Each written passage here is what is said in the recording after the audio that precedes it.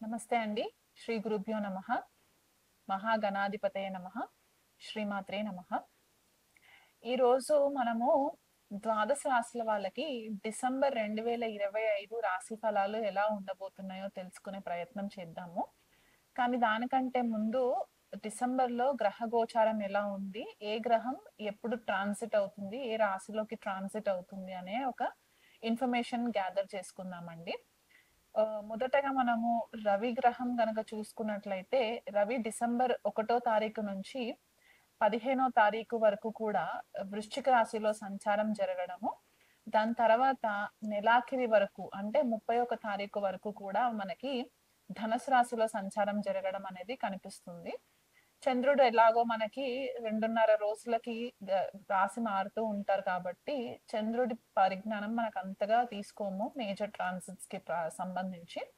So కుజుడు కనుక చూసుకున్నట్లయితే డిసెంబర్ 7 తారీఖున ధనుసు రాశిలోకి సంచారము. దానికంటే ముందు మొదటి 6 రోజులు కూడా వృశ్చిక రాశిలో సంచారము. రవి కుజుల యొక్క కలయిక మొదటి 6 రోజుల వరకు కూడా ఉంటుంది వృశ్చిక రాశిలో. తర్వాత డిసెంబర్ 7 తారీఖు నుంచి డిసెంబర్ 31 వరకు కూడా కుజుడు ధనుసు రాశిలో సంచారం జరగడం అనేది కనిపిస్తుంది. గురుగ్రహం చూసుకున్నట్లయితే వక్రిగతిలో ఉండి ఫస్ట్ 5 డేస్ అంటే 1 తారీఖు నుంచి 5 తారీఖు వరకు కూడా గురువు మనకి కర్కాటక రాశిలో సంచారం జరిగి వక్రిగతిలో మనకి మిథునం రాశిలోకి ఎంటర్ అవ్వడం అనేది కనిపిస్తుంది అనమాట. అండ్ మనము చాలా ఎపిసోడ్స్ లో ఇదివరకు కూడా చెప్పుకున్నాము గురువు మనకి ఈ సంవత్సరం అతిచారి లో ఉంటారు ట్రాన్సిట్ లో అని, అంటే ఫాస్ట్ మూవ్మెంట్ ఉంటుంది. సో మిథున్ రాశిలో సంచారం జరుగుతుంది అనమాట 5 తారీఖు నుంచి నెలాఖరి వరకు కూడా. శనిని చూసుకున్నట్లయితే మీనరాశిలో సంచారము పూర్వభాద్ర నక్షత్రంలో నుంచి సంచారం జరుగుతుంది. రాహు చూసుకున్నట్లయితే గనక కుంభరాశిలో శతభిష నక్షత్రంలో సంచారము, కేతు పూర్వ ఫాల్గుని నక్షత్రంలో సింహరాశిలో సంచారం జరగడము. అండ్ బుధుడి కనుక చూసుకున్నట్లయితే మొదటి 16 రోజులు కూడా మనకి వృశ్చిక రాశిలో సంచారము, తర్వాత ధనుసు రాశిలోకి సంచారం అనేది కనిపిస్తుంది. అండ్ శుక్రుడు గనక చూసుకున్నట్లయితే మొదటి 20 రోజులు కూడా మనకి వృశ్చిక రాశిలో సంచారము, దాని తర్వాత ధనుసు రాశిలోకి సంచారం జరుగుతుంది. సో ఇలాంటి గ్రహగతులని మనం గనక పరిశీలించినట్లయితే ఎక్కువ మనకి ధనుసు రాశి వృశ్చిక రాశి యాక్టివేషన్ అనేది కనిపిస్తుంది. అండ్ మనకి శుక్రుడు ఆ మనకి వృశ్చిక రాశిలో సంచారం, తులా రాశి నుంచి వృశ్చిక రాశిలో, తర్వాత వృశ్చిక రాశి నుంచి ధనుసు రాశిలోకి, ఇక్కడ కూడా మనకి జలతత్వమైన వృశ్చిక రాశి యాక్టివేషన్ లో ఉండడము. అండ్ మనకి శని కూడా మీన రాశిలో సంచారము జలతత్వ రాశి అవ్వడము. అండ్ రాహు వచ్చేసరికి శతభిష నక్షత్రము జలతత్వ నక్షత్రంలో, అంటే శతభిష మనకి వరుణుడు రూల్ చేస్తారు కాబట్టి ఇక్కడ మనకి వరుణుడు ఆ వర్షాలకి కారణం అని కూడా మనం చెప్తూ ఉంటాం. అంటే ఆయన వర్షాలకి దేవుడు, లేకపోతే మనకి సముద్రాలకి దేవుడు అని కూడా మనం చెప్తూ ఉంటాం కాబట్టి రాహు అక్కడ సంచారం జరగడము. అండ్ రవి కూడా మనకి మొదట 15 రోజులు వృశ్చిక రాశిలో సంచారము, తర్వాత మనకి ధనుసు రాశిలో సంచారము. సో ఇలాంటి ట్రాన్సిట్ ని మనము చూసుకున్నట్లు అయితే గనక మనకి గ్లోబల్ లెవెల్ గా చూసుకుంటే మనకి వాటర్ కి సంబంధించి అంటే జలానికి సంబంధించి కొద్దిగా మనకి ఇష్యూస్ రావడం, అంటే సైక్లోన్స్ రావడము, టైఫూన్స్ రావడము, లేకపోతే వాటర్ కి సంబంధించి యాక్సిడెంట్స్ జరగడం, అంటే కొంతమంది బీచెస్ కి వెళ్ళడము అక్కడ ఇష్యూస్ రావడము, లేకపోతే యాక్సిడెంట్ జరగడము, వీళ్ళు కొద్దిగా నెగ్లిజెన్సీ తోటి ఉన్నప్పుడు కొద్దిగా యాక్సిడెంట్స్ జరగడము వాటర్ కి సంబంధించి ఇవి ఎక్కువ కనిపిస్తూ ఉన్నాయి. కాబట్టి వీలైనంత మట్టుకు ద్వాదశ రాశులు అందరూ కూడా ఇది ఒక కామన్ పాయింట్ గుర్తు పెట్టుకోండి. ఎక్కడన్నా నదీ స్థానాలకు వెళ్ళినా సముద్ర స్థానాలకు వెళ్ళినా కొద్దిగా అలర్ట్ గా ఉండే ప్రయత్నం చేసుకోండి. మనకి ఈ ట్రాన్సిట్స్ వల్ల చలి తీవ్రత కూడా ఎక్కువ జరిగే ఛాన్సెస్ కనిపిస్తుంది. మనకి తెలుగు రాష్ట్రాలలో చలి కూడా ఎక్కువ ఉంటుంది. కోల్డ్ ఫ్రంట్ అనేది అయితే చెప్తూ ఉంటామో ఈ మొదట 15-16 రోజులు కూడా కోల్డ్ ఫ్రంట్ అనేది ఎక్కువ ఉండి ఉష్ణం చాలా చలి ఎక్కువ అయ్యే ఛాన్సెస్ కనిపిస్తూ ఉన్నాయి. సో అది కూడా ఒకటి మైండ్ లో పెట్టుకోండి. ఎవరైనా సముద్ర తీరంలో ఉన్న వాళ్ళు ఇతర వేరే దేశాలలో ఉంటే గనక ఈ జలాశయాలకి వెళ్ళినప్పుడు కొద్దిగా కేర్ఫుల్ గా ఉండండి. ఎలాంటి వాటర్ స్పోర్ట్స్‌కి చేసుకున్నా కూడా కొంచెం కేర్‌ఫుల్‌గా ఉండి ప్రికాషన్స్ తీసుకోండి. అండ్ ఎమోషన్స్ పైన డెసిషన్స్ తీసుకోకండి. ద్వాదశ రాశుల వాళ్ళకందరికీ కూడా ఇది ఒక కామన్ పాయింట్ అన్నమాట.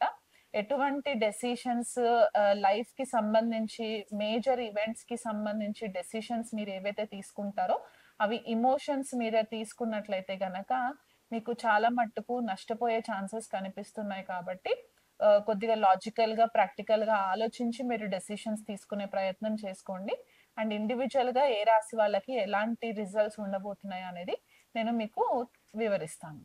మకర రాశి లేదా మకర లగ్నం వాళ్ళకి గనక చూసుకున్నట్లయితే వీళ్ళకి రవి, కుజుడు, శుక్రుడు, తర్వాత బుధుడు మనకి ఈ గ్రహాలు ఏంటంటే చాలా తొందరగా ట్రాన్సిట్ అయ్యే గ్రహాలు కాబట్టి వీళ్ళకి లాభస్థానము, దశమ స్థానం పైన ఎక్కువ యాక్టివేషన్ అనేది కనిపిస్తూ ఉంది.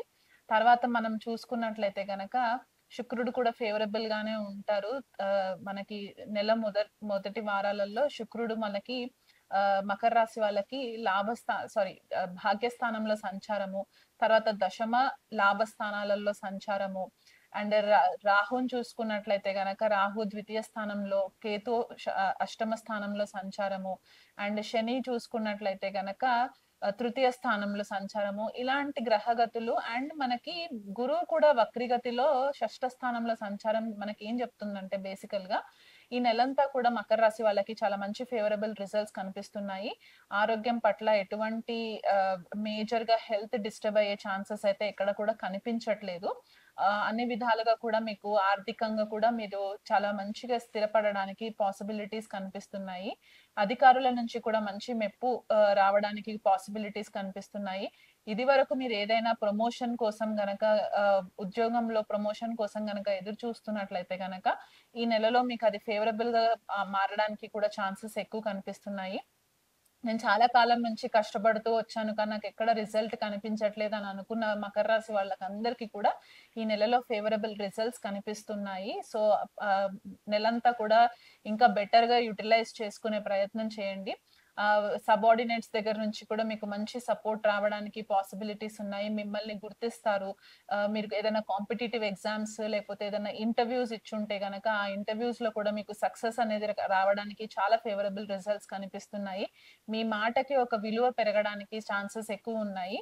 సో అండ్ మనకి తృతీయ స్థానంలో శని సంచారం ఏంటంటే మీ సెల్ఫ్ ఎఫర్ట్స్ ఏవైతే ఉంటాయో ఆ సెల్ఫ్ ఎఫర్ట్స్ లో కూడా మీకు మంచి గుర్తింపు రావడానికి అంటే నిదానస్తులు ఎటువంటి గొడవలకి వెళ్లకుండా వాళ్ళ పని ఏదో వాళ్ళు చేసుకుంటారు, డిసిప్లిన్ గా ఉంటారు అనే ఒక మంచి పేరు రావడానికి కూడా ఛాన్సెస్ ఉన్నాయి.